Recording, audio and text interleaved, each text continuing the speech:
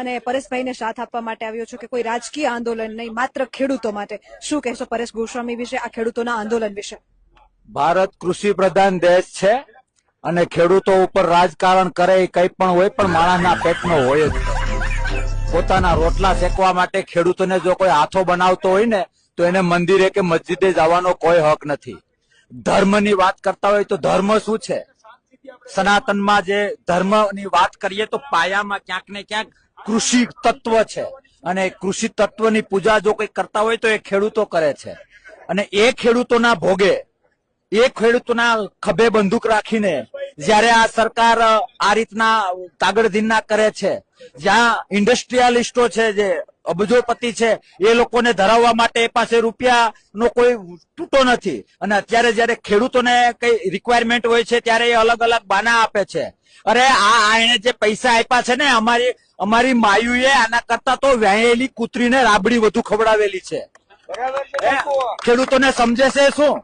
ખેડૂતના આશરા ધર્મને સમજે છે શું?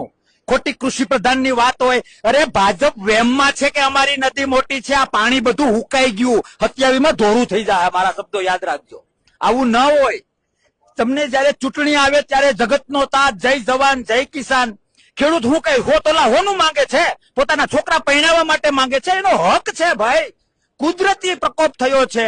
અમે તો ચોખ્ખું કહીએ છીએ, હોર થાય તો સરકારની જવાબદારી છે કે નહીં? આ એક કુદરતી હોર છે, એક પ્રકોપ થયો છે, કુદરતી માર પડ્યો છે. ખેડૂતોને જે રીતે થતું હોય, અરે ક્યાં કહીએ કે 1 રૂપિયો વધારે આપો, તાકાત હોય તો જેટલું નુકસાન થાય એટલું આપો, અથવા મારે ન બોલવું જોઈએ, અથવા ચૂપચાપ સ્વીકારી લ્યો કે અમે માઈ કાંગલીના છીએ, ખેડૂતોથી અમારાથી કઈ થાય એમ નથી, એવું સ્વીકારો. બે મોઢાની વાત કરે છે ને, એ નથી સમજાતું. અને પરેશભાઈ ગોસ્વામીને, એમની જનેતાને, એના પપ્પાને હું વંદન કરું છું, તમારા માધ્યમથી દંડવત કરું છું. એ માણસ, માનો કે હું અત્યારે બોલી રહ્યો છું, કદાચ કાલે સવારે ચૂંટણી લડું, બીજી કોઈ પાર્ટીનો માણસ હોય કદાચ કાલે ચૂંટણી લડે, આ બધાનો લાભ મળે. ક્યાંક ને ક્યાંક સ્વાર્થ છે, પણ એ મળદનો દીકરો જાહેર કરેલું છે કે હું ચૂંટણી નહીં લડું. અને એમ છતાંય જો એ કિસાનો માટે લડતો હોય તો એક ખેડૂત તરીકે ને એક ખેડૂતના દીકરા તરીકે હું એને સાથ ના આપું ને તો મારું ધાવણ લાગે. એટલા માટે અમે બધા આવ્યા છીએ. સરકારને બેન તમારા માધ્યમથી કહું છું કે બુદ્ધિનો છાંટો હોય ને, બુદ્ધિનો છાંટો, તો આમાંથી સમજી જાય, બાકી એનો બધો જ ભ્રમ જતો રહેશે. અરે ચીટર છે બેન, ચીટર.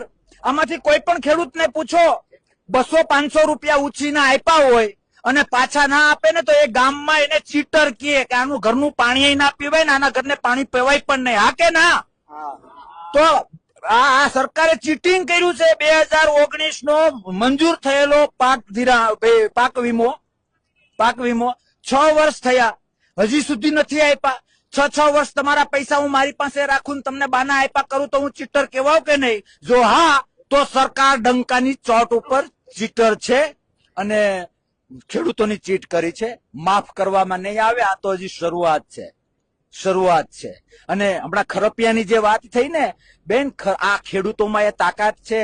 ખરોપિયાથી ઢાંઢાઓને, બળદને કંટ્રોલ કરી શકે, હાથીને કંટ્રોલ કરી શકે. સીધી હાયરમાં હાથી જતું હોય ને તો નિંદામણ જ પેલું થાય, હાયરને દાગ ન લાવવા દે. આ ખેડૂતો પેઢીઓથી આ કરતા આવ્યા છીએ.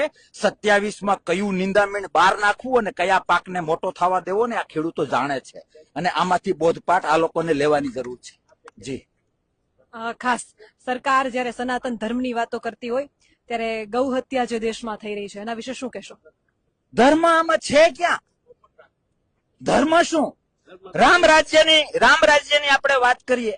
હું અનેક વખત બોલ્યો છું કે ક્યાંય રામાયણમાં Dashrath private limited, Laxman private limited એવું ક્યાંય જોયું? કંપનીઓ, મલ્ટીનેશનલ કંપની જોઈ? એ બધી વસ્તુનો વિરોધી નથી, પણ પ્રકૃતિ પ્રેમી હોવું ખૂબ જરૂરી છે જો રામ તત્વ મારામાં અથવા તો સરકારમાં હોય તો. અને ખેડૂત સૌથી નજીક પ્રકૃતિ પ્રેમી તરીકે જીવન જીવાડે છે. એટલે ક્યાંક ને ક્યાંક ધર્મને પોતાના સ્વાર્થ માટે ગવર્મેન્ટ ઉપયોગ કરતી હોય એ સ્પષ્ટ છે. બાકી તો ખેડૂતોને આ રીતે રોડ ઉપર ના ઉતરવું પડે બેન. જી 10,000 કરોડના સહાય પેકેજને તમે કઈ રીતે જોઈ રહ્યા છો? બટકું નાખ્યું છે. ખેડૂતોને એ લોકો શું સમજે છે? કયા બાબતે? જે ઇન્ડસ્ટ્રી રોકાણોમાં જે કરોડોની જમીન હોય એ એક એક રૂપિયામાં આપી દેવામાં આવે છે, એની સાથે આ સરખામણી કરો તો બટકા કરતા પણ આ અપમાન છે. આવું ન ચાલે બેન. અને મને તો હજી એક બીજો ડાઉટ છે, આજ સુધી કોઈએ પેલું નથી કર્યું. એ લોકો જે સહાય આપશે પછી અને જે પેલો ટેકાના ભાવે જમીન પેલું લે છે ને ભાઈ, પાક આપણો મોસમ જે લે છે, પાછળથી 3 એકા ના કાઢે કે તમારો માલ અમે ટેકા ભાવેથી લીધો એટલે 3500 તમને નહીં આપીએ. આવા નાટક કરવામાં હોશિયાર છે. આવું ન કરે તો વિશેષ સારું. જી.